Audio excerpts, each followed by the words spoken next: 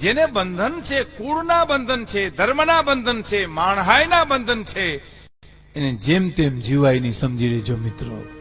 બાકી જેને નાથમોરડો કાઢી નાખ્યો એને કોઈ લેવા દેવા નથી. એથી આગળ આપણે એક વાત કરું તો રાવણ કોઈ પણ વેશ પલટો કરી સીતાનું હરણ કરી શકે, કારણ કે રાક્ષસ છે.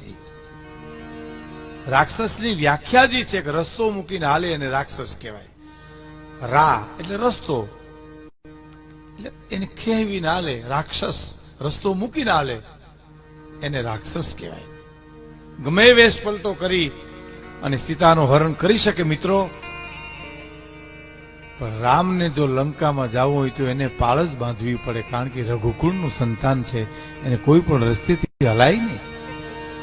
હે, કારણ એ રઘુકુળનું સંતાન છે, જેને કુળના બંધનો હોય.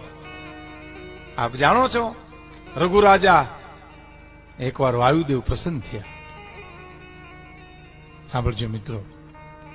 અને વાયુદેવ પ્રસન્ન થઈ મહારાજા રઘુને એમ કહે છે, મહારાજ આજ માગી લ્યો જે માગવું હોય. અને શું એને માગણી કરી છે હર્ષુભાઈ? રામકંકરજીના વિચાર છે. આપણે વાયુદેવ પ્રસન્ન થયા. અને ઘણાને માગતા આવડવું જોઈએ, નથી માગતા આવડતું ને ઘણાને. તમે જુઓ, નથી એક રાજાની ઉપર એક કલાકાર આવ્યો, રાજમાની કલા ઉપર રાજા ખુશ થઈ ગયા. કીધું માગી લે તો તમારી કુંવરી સાથે મારા લગ્ન કરો. એને કે જેલમાં પૂરી દો ને, કોરડા મારવાને. જેલમાં પૂર્યો, કોરડા માર્યા, પછી પછતાણો કરે, અરે આ નોતું માગવાની જરૂર. અને જેલમાંથી બારો કાઢીને હજી સુધી કે હજી કઈક માગો. શું આપું? માગી લ્યો.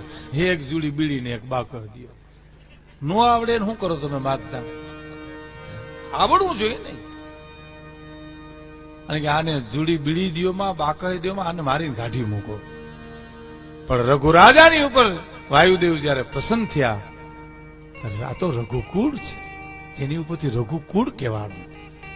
એ રઘુરાજાએ જે પ્રાર્થના કરી છે મિત્રો, હે વાયુદેવ, આપ જો મારી ઉપર પ્રસન્ન થયા હો તો બે હાથ જોડી આપને હું પ્રાર્થના કરીને વચન માંગુ છું કે મારા દેશની કોઈ પણ બેન દીકરી એક ગામથી બીજે ગામ જાતી હોય, ગરીબ હોય, પગપાળા હાલી જાતી હોય, ઝાડનો છાંયો જોઈને વિહામો ખાવા બેઠી હોય, એમાં થાકી ગઈ હોય અને કદાચ એ નીંદર લેવા માટે ઝાડને છાંયે સૂતી હોય મારી બેન દીકરી, તો હે વાયુદેવ, રઘુરાજા તમારી પાસે પ્રાર્થના કરીને માગણી કરે છે કે મારી બેન દીકરીના અંગ ઉપરથી લુગડું ન હલવું જોઈએ. વાયુદેવ, એની ઇજ્જત રાખજો, એનું ધ્યાન રાખજો.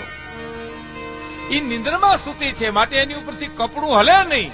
હે વાયુદેવ, એનું ધ્યાન રાખજો. આવી સુંદર માગણીઓ રઘુકુળમાં થઈ છે. એનું સંતાન, એને કેળો જોઈને જ હાલવું પડે. ભારત તો હઠાઈબાઈ જેમ રોટલાને ફેરવે તાવડીમાંથી, એમ લંકાને રામ ફેરવી હગે, પણ નહીં, એને તો કેળે જ હાલ્યા છે. સમજણ જેની પાસે હોય એને દુઃખ પડે ને, એને વેદના થાય, એને વિપત થાય. સમજણ નથી, એના માટે કોઈ સવાલ નથી.